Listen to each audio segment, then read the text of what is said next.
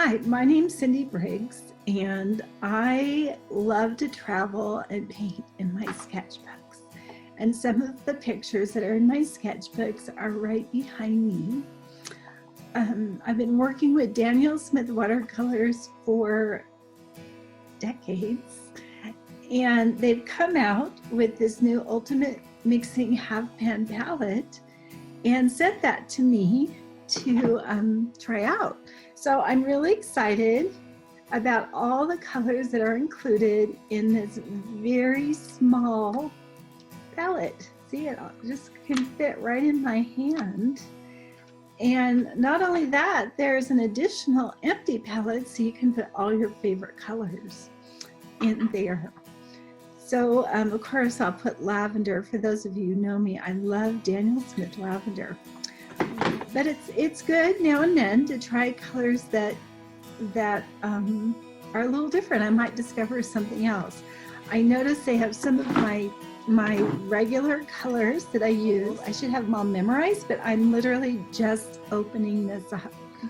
So let's get to know the palette, and I will do a small demonstration for you. And try this out. I think it would be great for your travels, to painting your sketchbook, or even to do a larger painting. But for me, this is all about keeping it compact and simple. So thank you, Daniel Smith, and thanks for joining me.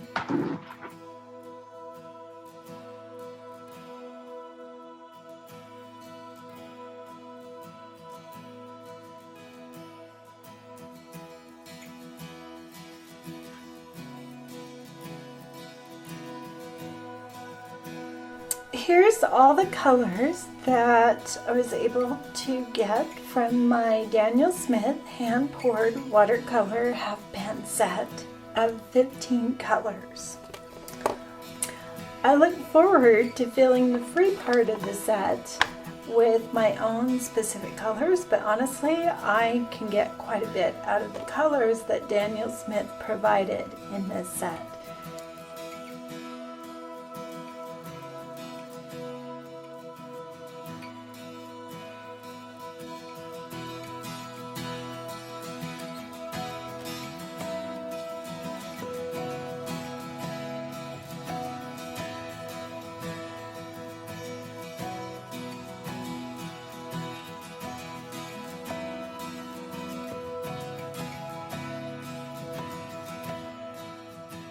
All right, so this is a door in Provence that I want to draw, and I'm going to show you a trick to make it a little easier.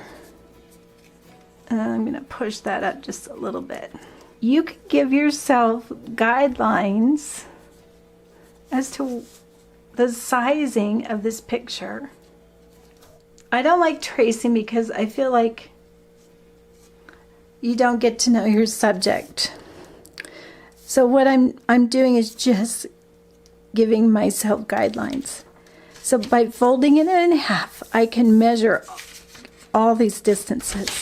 Then by folding it in half this way, I can get basically the width of the door and the stone around it. Now that's as much as I'm going to do to help me with this drawing. So I'm not about drawing everything perfectly. In fact, that's why you use a pencil. You can fix it when your angles aren't right. And what's great about these European doors in buildings is that they're not perfect. So once you get your door in, it's pretty easy to get the rest of it in. All you need are the basic guidelines. And if I forget what's what, look, I've got this. And it may be adjusted as I draw. There we go, this is all shadow. And we've got this coming out that way. And this coming out this way. We've got some window panes up in here we're going to have fun with. This is underneath the stone right there. And you do see a little bit of the inside of the wall over here. This headstone, I may make this a little wider. That's okay. And it comes to about here, where the top of this stone is. And that actually comes to that corner. So everything connects and relates. The mailbox is up above the doorknob. I think the mailbox is the star of this little painting, that color on it.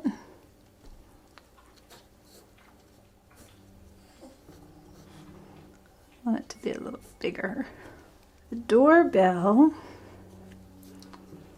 is between the mailbox and the side. So here's a little bell. I can now go in and put in some of the interesting ins and outs of the stonework. There's a big rock right here. And I like doing it with a continuous line. Is how you usually see me drawing. This is up above. And we do see the inside of this door. So I'm always looking at what's happening around my shape. And what I can do to make this more interesting. And on this side, here's a change in the stone. And it actually isn't flat there. It goes in and out and around. That gives it some character. Got a nice chunk of stone here.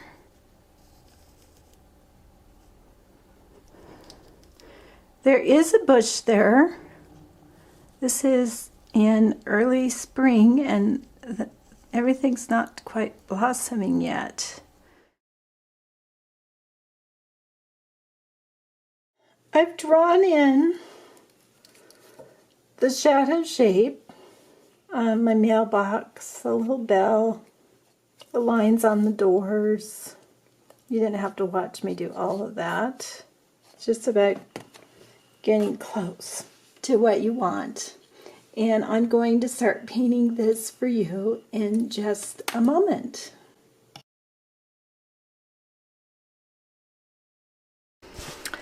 All right, I've put a little bit of masking fluid just on the doorknob and right over here so I don't have to think about it. And in fact, I think I'll put some right in here. So there are a lot of different brands of masking fluid, and Daniel Smith has a great one that I suggest you look into. So while that's drying, I can think about the colors I may use in this painting. Titanium buff is great for the stone on the outside with some variations on that. The door looks like cerulean. Oh, that's really close. But of course, I like to vary the color, so it may have some French ultramarine in there too. The mailbox is quite orange. I may mix some orange. Let's see. Oh, I just added some of that alizarin crimson in there. I'll go ahead and put some color on that mailbox just to save it. Well, I'm just dropping in alizarin crimson too because I haven't used that color in a long time and I think it's really fun. Going around on the walls, we've got all these great earth tones. the brown ochre. Those are going to be fabulous for that, and I can rosy it up with a little bit of that permanent alizarin crimson. What happens if I add a little yellow? Yeah. So let's have fun with the exterior wall while my mailbox is drying. When you're painting with watercolors, I suggest that every time you go into your palette, grab a different color. I may even put a tiny bit of blue in there to jazz it up. There's some Indian red. And I'm just going to take it kind of slow. Sometimes I get going really fast and it's hard to tell what's going to happen. So I just want these colors to mix and mingle and have some fun. There we go. So let's take our time and let watercolor do its thing. That burnt sienna is just gorgeous. So I am bringing in, like I said, every now and then a touch of blue. And that ages the wall, it gives it some character. So I usually recommend that you just get in and get out and don't fuss with it too much. This is a sketchbook that I am going to paint using just this selection of Daniel Smith palettes, the half pan palettes. And so far I'm pretty happy with how the paper is reacting to the paint. It's always good to try different papers and various subjects, different brushes, to see what works for you. What works for me may not be exactly what's going to work for you. Let's see how I'm just working my way around and changing the color now and then. Oh, there's a lot of blue. Didn't mean to get that much. And I'll come back to my burnt sienna and work my way around the door. So when I paint in my studio, I paint larger paintings, usually from my travels. My sketchbooks provide me inspiration. So if I paint something on location, I love coming back and painting a bigger version.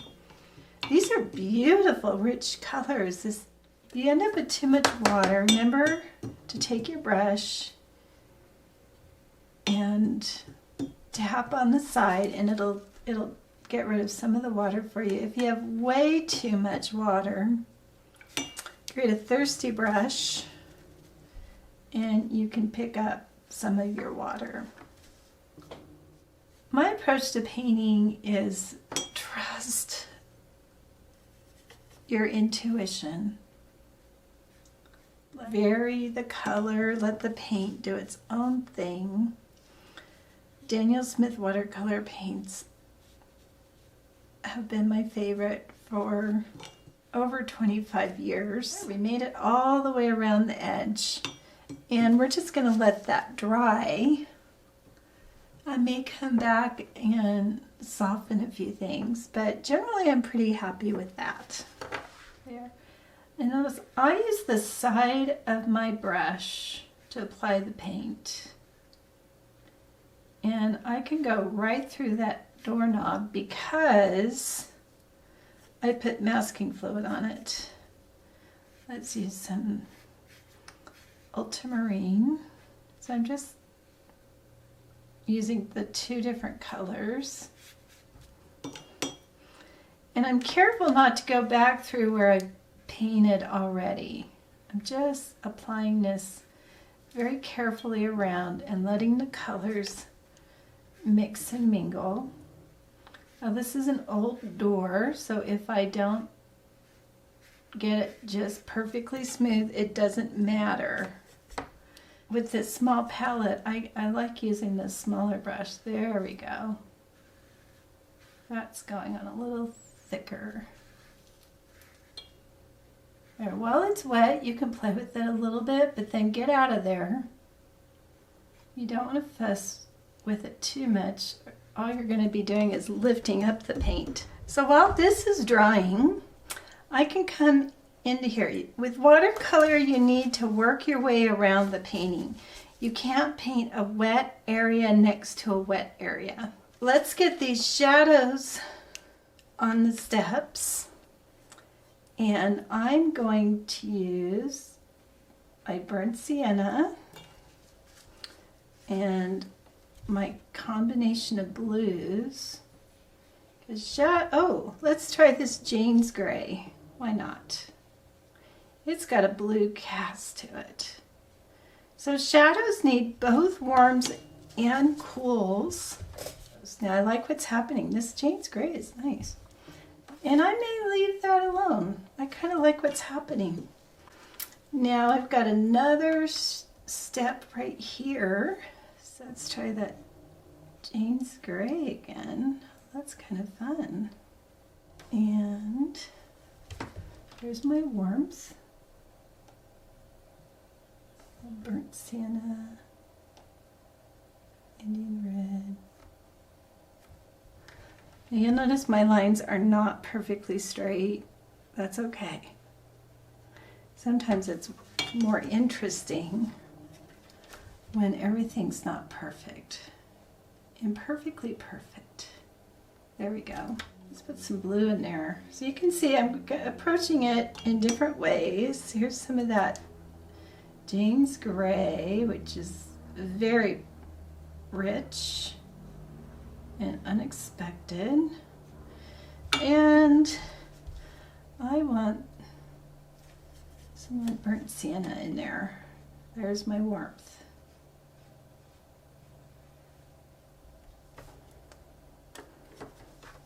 So drop in a little bit of warm with your cool in your shadows. It's much more interesting. I don't mind that it's so small because you may notice I do most of my mixing right on the paper. So buff titanium is awesome for these stones, and I'm painting the lightest part of the stone. I can come back and add some of the value changes after it dries. Now, so it's not just flat, boring color. I am going to drop in a tiny bit of color right there while it's still wet. And a tiny bit of color right there.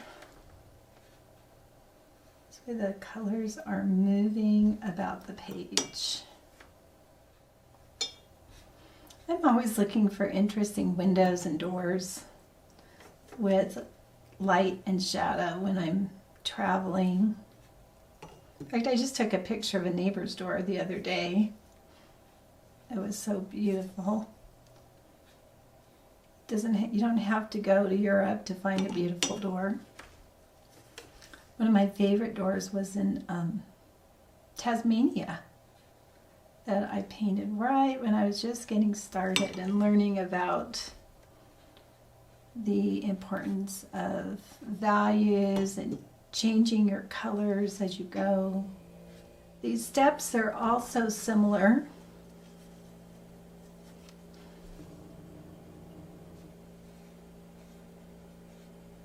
Just the tiniest bit of color goes a long way. I feel like this could use a little blue right there. My door is pretty dry, so let's get that shadow shape in there.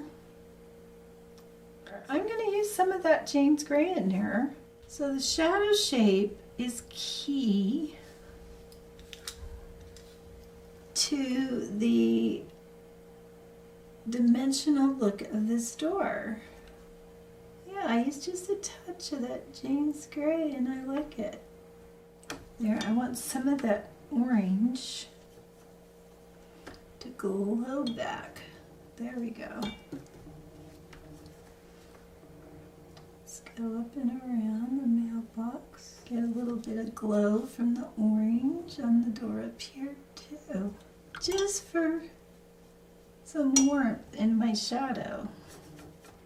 The key thing with watercolor is timing. There we go. So I want to add a little more color to my walls. And I can do a light glaze of this burnt sienna over the top of what's already there. Sometimes smoothing out any issues that I had. I'm really happy with the variation of color that's underneath.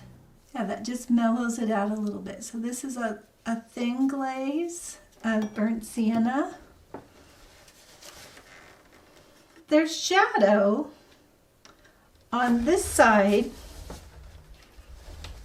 of the door.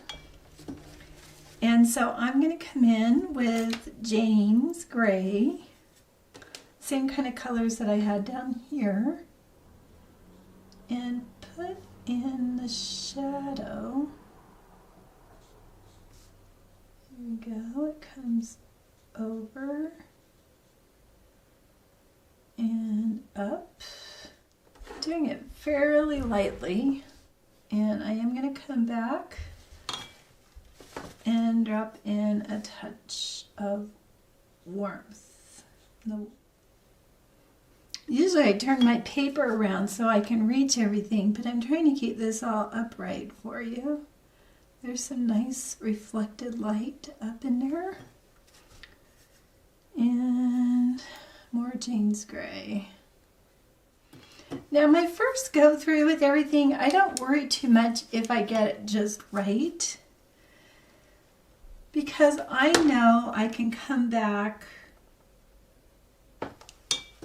and adjust it a bit. There, that orange is reflecting around that mailbox.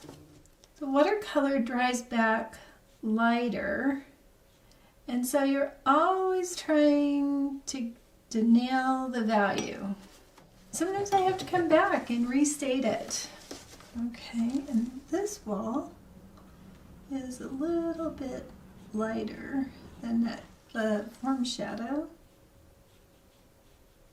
There and here. And be careful not to lose the light that is over here. This is very important. Now my pencil lines are just part of the art.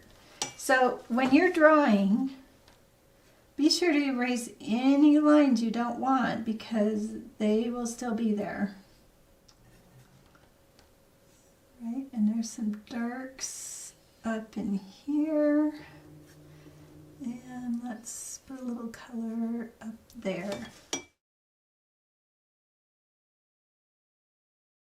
I am going to come back and add some detailing with my lines.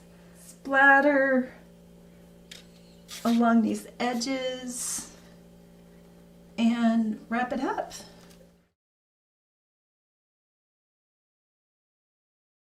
I could not draw these lines from down below. I have to get at just the right angle to draw them in. This James Gray is working out well for the door and the details. The reason I skip, not only to break up the lines, but to also help me draw a straight line. That's my trick. Still reads as a straight line. Let's put some color around the edge. Now this is really fun because you can get some interesting shapes happening, and you just keep changing your color. What you'll start to discover is that these lines help add character and strength to the door. Going back and forth with my colors. I really love old stone buildings and canyons because they're somewhat imperfect and the light and shadow can be so exciting. So you just kind of work your way around, having some nice light and shadow.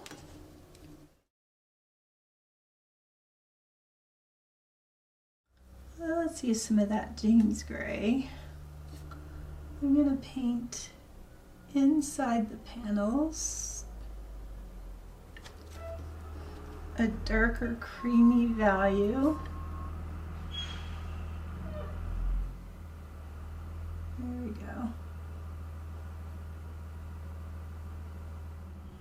So for a stronger color statement, don't feel like you have to use every color on the palette.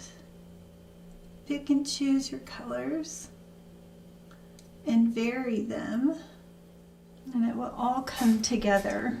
If you get your values right, it doesn't matter what color you paint.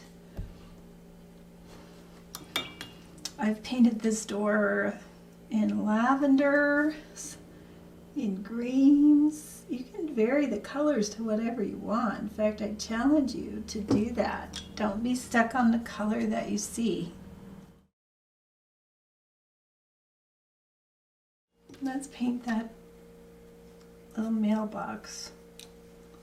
This side's on the shadow side, so I'm going to push that, and there's a shadow here and around here, just to give it some dimension. And you know, there's just so much to discover when you're traveling and painting and with people that are excited about some of the same things. It really boosts your creative spirit to see something a little different than what you're used to and get inspired by other people. I haven't used this green, so let's use a touch of that on this bell. So what I'm doing here is just, it's very subtle. I look like I'm bold, but I'm bold and then I'm subtle, and then I'm bold and then I'm subtle. See, I'd like to add some texture to that outer wall. This is a toothbrush, and I'm just splattering some of that. So I can do pretty much everything that I do with my big palette with this little one. I just have to be careful about, you know, my space. So I don't have as much space. Look, I'm painting this bigger painting with this little palette, and it's all working out. I'd like my mailbox to have more color on it, so let's boost that up. I like to use a little bit of the raw umber down here just to neutralize that bright red there. I like that. So how can I use that color? I'm trying to use most of the colors in the palette. So I've gone in and worked on my line going around the door, adding a few details. I did grab a finer point brush to put in some of the line work on the door. I like to vary the light going around. Lifted the masking fluid off of here, and now